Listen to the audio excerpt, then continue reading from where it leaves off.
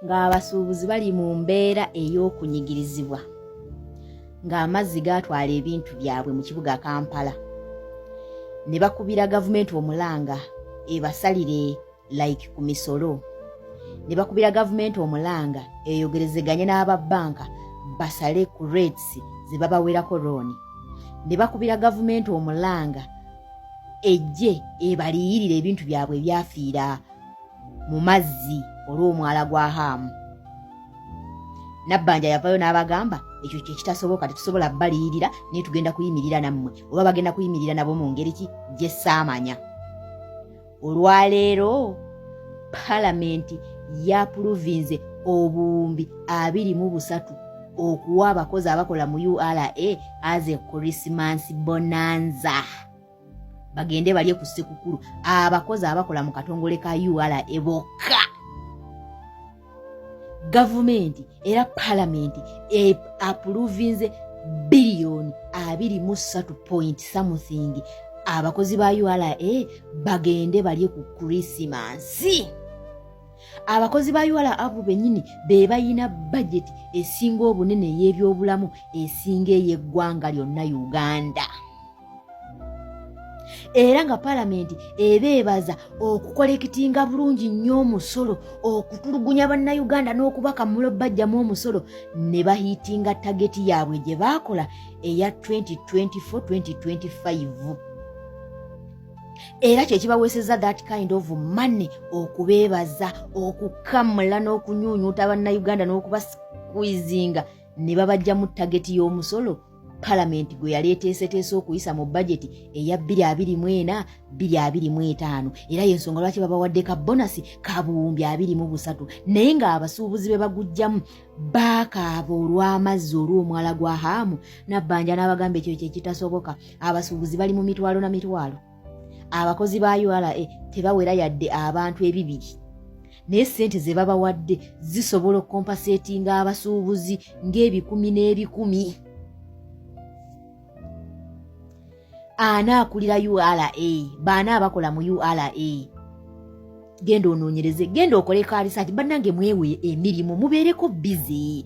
Ne bw'oba toze wano ku internet kwogera naye omuntu bw'akubulira ekintu nga kino weefuule busy, genda noonyereza. Anaali mu URA, anaakulira URA, baana abakola mu URA, baani basekuritale ba URA, simanya baani badirector ba URA, simanya baana abakola mu simanya biki bya URA, baana abakola mu ezo sente baba baziwadde baani. Just a small group of people, abantu abatawera yadde 10 oba 3 baba wadde sente zisobola okukompasetinga abasuubuzi 10 billion 23. Parliament yaza approvinze as a Christmas bonus. Kati olaba just akagurupu k'abantu abakola mu URA baba wa bonus ya buwumbi 23. Olwo bammemba ba palamenti beewadde bumeka, Anita Amongi ne group ye beewadde bumeka, kubanga be bali ku sowaani beegabula. Bate bagamba omugabi teyeeseera, awo Munnayuganda gwe n'osigalawo. Ng'omuntu just abantu obuntu babawa kasiimo like Christmas byakulya, just okubagulira ebyokulya ku Christmas billions 23 point something ne million simanya lulusa simanya lusambu simanya meka. Munnayuganda where are you? Oliwa ningo omusolo gulinnya buli kanako abantu bagenda gwaddalu lwa musolo mu ggwanga Uganda.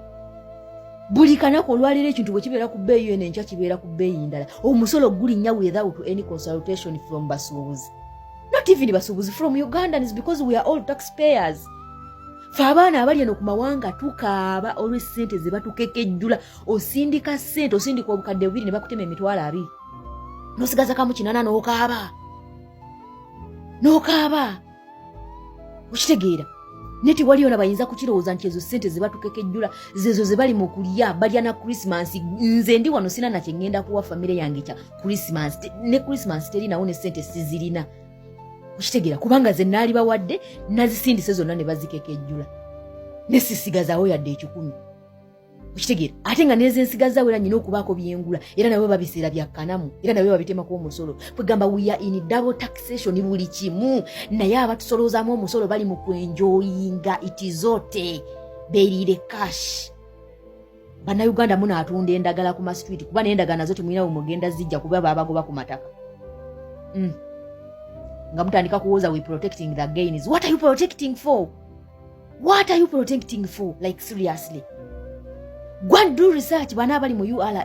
Abo bapokera omusimbi ogutokomoka. Okimanyi nti abakozi abakola mu URA budget yaabwe eyebyobulamu like health budget bakolako okubajjanja health services zaabwe. Budget ebagendako nene esinga ey'Abannayuganda bonna bafuna obuwumbi 18 buli mwaka. Naye Uganda yonna ebyobulamu by'Abannayuganda miliyoni 47 bafuna obuwumbi 17.